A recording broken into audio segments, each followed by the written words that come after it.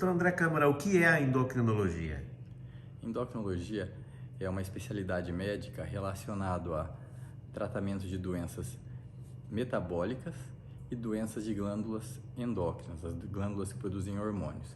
Ela trata uma série de doenças, como diabetes, doenças da tireoide, obesidade, doenças da paratireoide, osteoporose, menopausa, disfunções do crescimento, disfunções da puberdade, entre outros.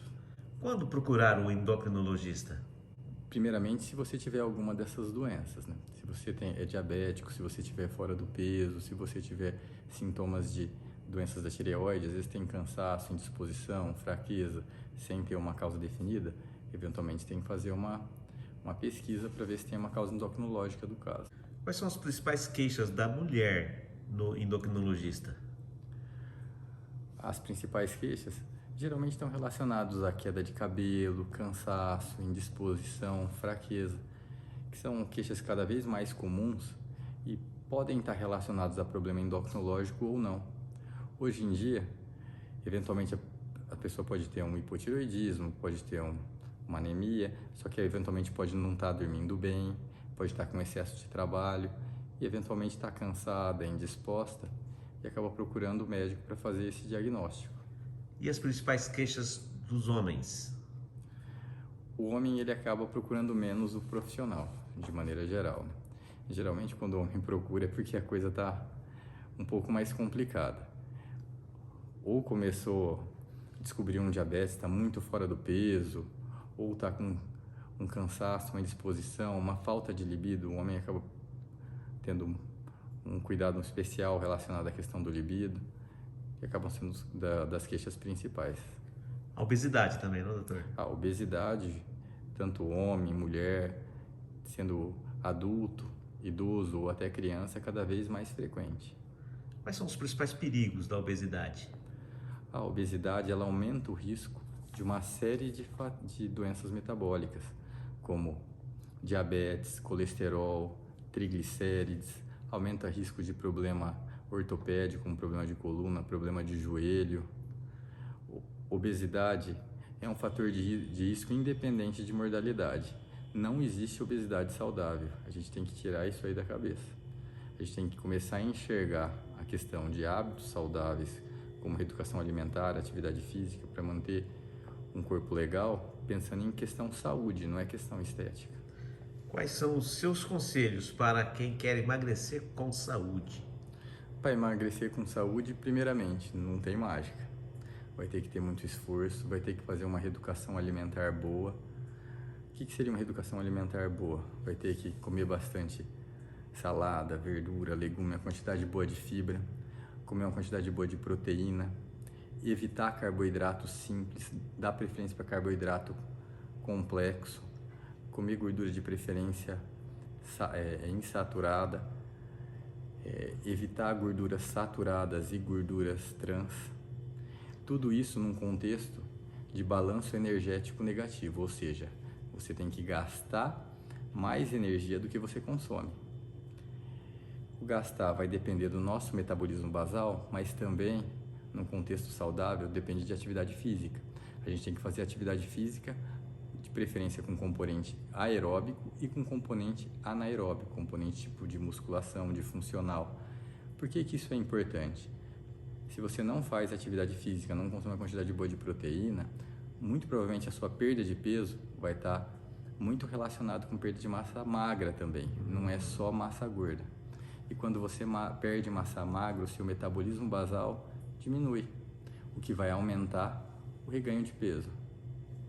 Um dos principais fatores para reganho de peso é perda de massa magra. É mais importante em si até do que a questão de velocidade da perda de peso. Por que dormir é tão importante para a saúde? Na verdade, a questão do sono, ela vai estar envolvida com uma série de fatores. Se você dorme mal, no outro dia você está cansado, você não consegue treinar direito. Se você dorme mal, você fica mais ansioso, mais estressado no outro dia, você acaba descontando mais na comida. Se você dorme mal, você pode aumentar o seu cortisol basal, e isso aí poderia influenciar e facilitar um pouquinho de ganho de peso. O sono ele vai estar num contexto de melhora da saúde como um todo. Não falo só a questão de sono não, tem que diminuir estresse e ansiedade. Eu gosto de falar, essa parte é mais fácil de falar do que fazer, né? Sim. Mas a gente tem que aprender a se acostumar, a se preocupar menos com coisas que às vezes não têm uma importância tão grande. Vamos falar de terceira idade. Como manter a saúde nessa fase da vida? A pessoa, para ter uma boa saúde em qualquer fase da vida, inclusive na terceira idade, tem que fazer uma alimentação adequada. Nessa idade, a gente foca muito na questão proteica, porque com o decorrer da idade você tende a perder bastante proteína. Então você vai ter que ter uma ingesta proteica adequada, pelo menos 2 ou até 3 vezes por dia no mínimo. Fazer atividade física, inclusive com componente de resistência, pelo menos 2 vezes por semana ou mais. Lógico, se não tiver nenhuma doença que proíba isso.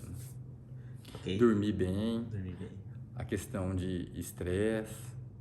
Se eventualmente tiver algum problema de saúde, tratar adequadamente, evitar se automedicar.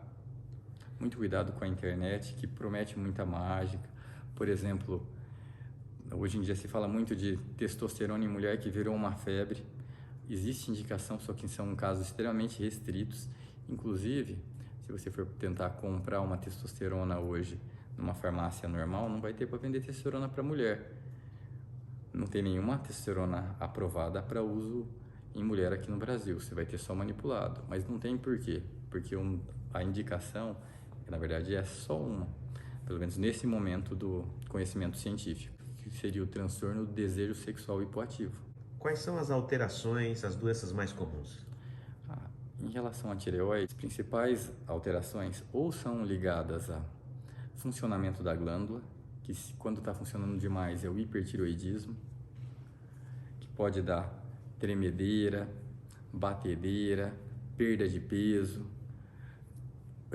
unha quebradiça, nervosismo, irritabilidade, a pessoa sentir muito calor, ou o hipotireoidismo, que é quando a tireoide funciona pouco. Aí dá cansaço, indisposição, fraqueza, pode dar um pouco de inchaço, intestino preguiçoso, diminuição de frequência cardíaca. Isso como alterações de função.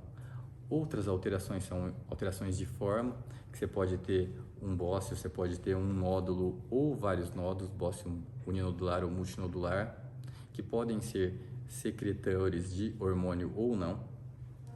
E a gente tem a alteração de inflamação da glândula, que pode ser tireoidites, que também tem uma série de tireoidites, que podem ser dolorosas ou não.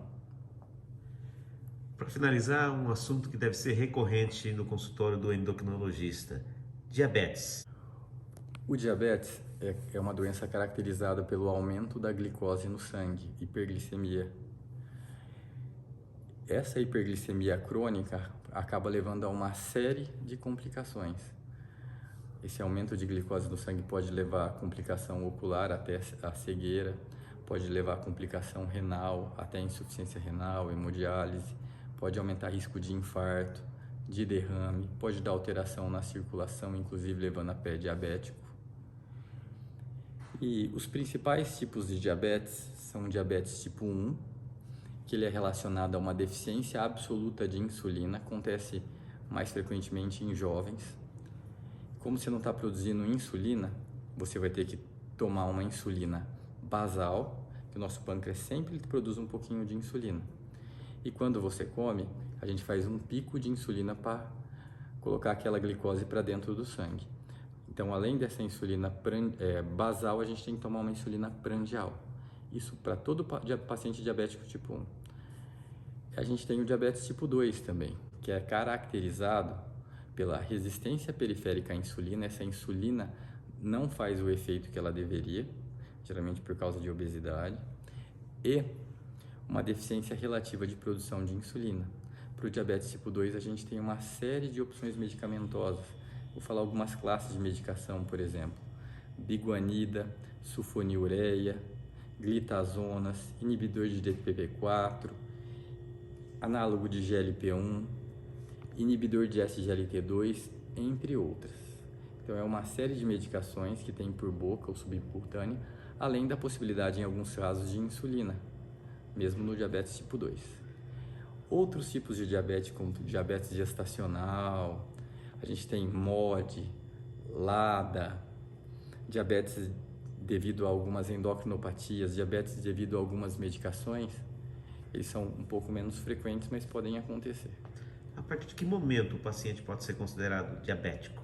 O diagnóstico de diabetes ele é feito com duas medidas, seja da glicemia de jejum, da hemoglobina glicada ou desse teste de tolerância oral à glicose, para ser confirmado. Apenas na situação que você tem sintomatologia e glicemia acima de 200, uma medida seria suficiente. Nunca se automedique.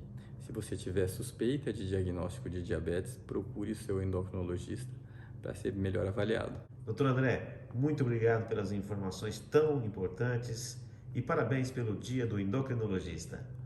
Eu que agradeço, Sinomar. Muito obrigado a todos. Espero que vocês tenham gostado das informações. Um grande abraço.